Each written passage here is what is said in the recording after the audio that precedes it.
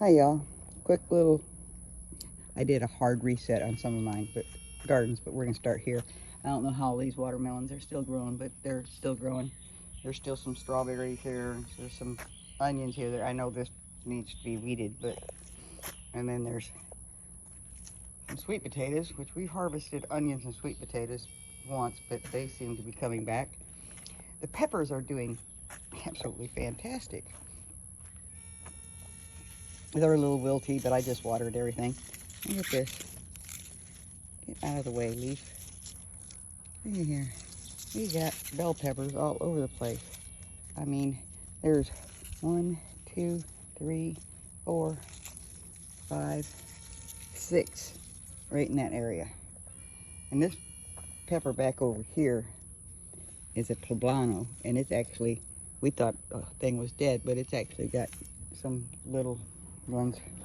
And these are mammoth bell jalapenos, and they're starting. Oh, look at this one. This one's looking pretty good. But they're all over the place. This one too. He's got a few little ones, but there's blooms all over them. Look at here, down here. There's some down there too. There they are. Okay, now here comes where the hard reset.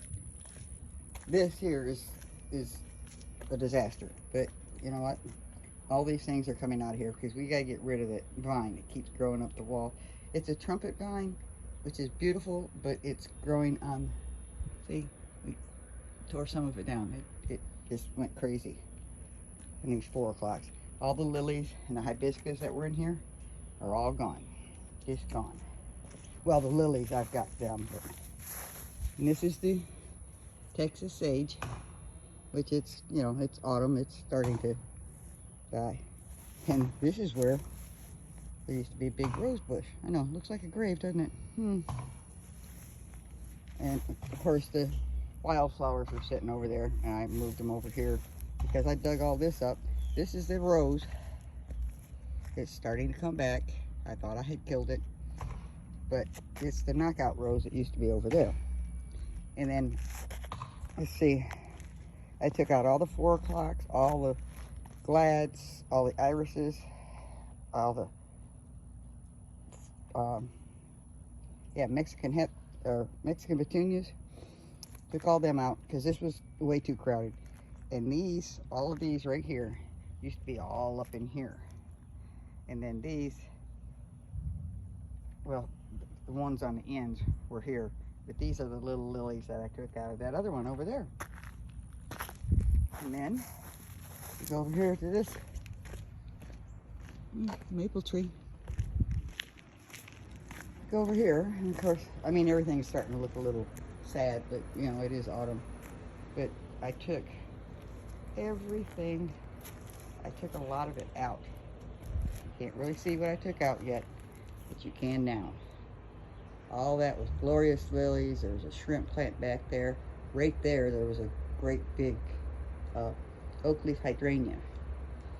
And this first row of plants right here are amaryllis, and they used to be planted down in here. And once again, everything was too crowded. And the ones on the back row used to be kind of planted right in where the amaryllis are now. There's my house plants, which is dwindling, which is all right. Asparagus sage is doing nicely. These snake plants and philodendron. Elkhorn fern starting to do good. This is a mother of thousands. I tried to sell it, nobody wanted it. I don't know what these are. People said they were, when I got them, they said they were bromelias. They were not. I can't remember what people call them now.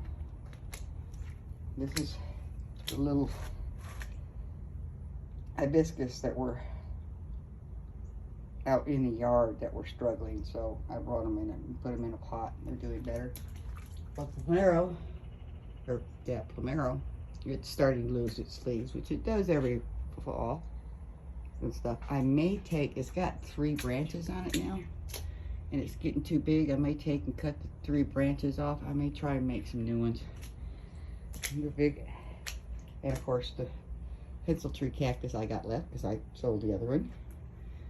It's my corn plant I got from the girl next door. This is a, they call them arrowhead pothos, something like that. This is a shrimp plant that will probably be planted in the spring. The one that was down there, I took and put it, oh, you'll see where I put it, but you can't see it because I just cut it all back. And here we go. This is an olive branch because I have transplanted the olive tree and I broke that off. But here's all my house plants and seedlings and whatnot. Now this here is a Japanese maple, but it doesn't belong to me. It belongs to Tim, who was staying here, but he just left a few minutes ago. I don't know if he forgot it or if he's just gonna leave it here for right now. But anyway, let's go over here.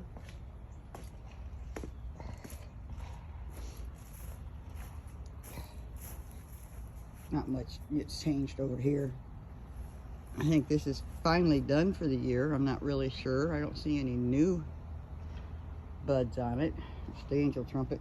And I planted the shrimp plant right there, but I cut it all back and stuff. I just hope it comes back in the spring because it was about dead. And then I got to take this out. That's a pecan tree, but it's a little close to the house. Those are the peppers that are still over here. I need to pick that Anaheim over there. He's ready to pick. And this is Cubanelle. And my one butternut squash, which is actually starting to turn yellow. I hope it actually ripens. Now, this over here, where there was all kinds of stuff over here, I dug it all up. Sorry for the noise, I'm right next to the air conditioner. But these are all, the glorious lilies are in the back. Those are the ones that look really bad. They'll come back in the spring. Because everything's in shock now, because I moved it. These are all the canna lilies. And all these canna lilies were all grouped together in that front garden. And it was just way, way too much. And now for this big surprise. Here's the olive tree, which is probably going to go in shock because I just transplanted it today. And here's the orange tree. It was transplanted a few days ago, and as you can see, it's losing its leaves because it's in shock. And this is the tangerine tree, which really didn't go into shock that bad. I was surprised. And of course, the banana tree with this little baby. See the little baby banana tree. It's going to be years before we get bananas off. Roses need to be deadheaded, but they're doing so much better. Da-dee-da-dee-da. This magnolia tree, I don't know what I'm going to do with it because it can't stay here. It's going to interfere with the, I don't know, it might not. It's going to be a while before it does. This one just lost all its flowers. Most of them did. But look, aren't they looking so much better? Even this little one came back. Da-da-dee-da. Oh, this one. I don't know what to do. I don't know what all that stuff is. I've done sprayed it with neem oil. I'm gonna have to look into that. And this, this big mess right here, I've got to, maybe I ought to leave it. Throw me a dead body in there. Or do something for Halloween. That would be fun. But that's where the orange tree and the olive tree and the tangerine tree were. And then, ta-da, I dug all this stuff up. I left the wandering Jew and the elephant ears. But everything else, morning glories, the Mexican petunias, the 4 o'clocks, they're all gone. Because we want to get rid of this whole thing. We want to get these bricks up and everything and just get rid of this. And then this came up. I thought this was interesting. Anybody knows what kind of fungi that is, let me know. It's pretty big. Oh, and I forgot to show you the one hibiscus that's actually still in the ground. It's right here.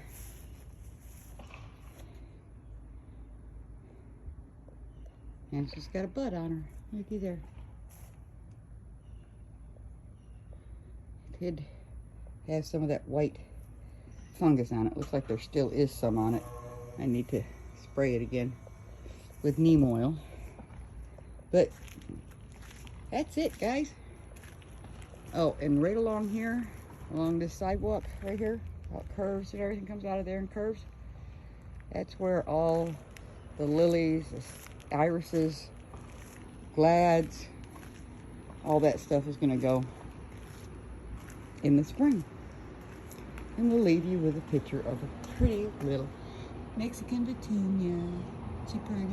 All right, y'all, that's all I got. Love you. Bye.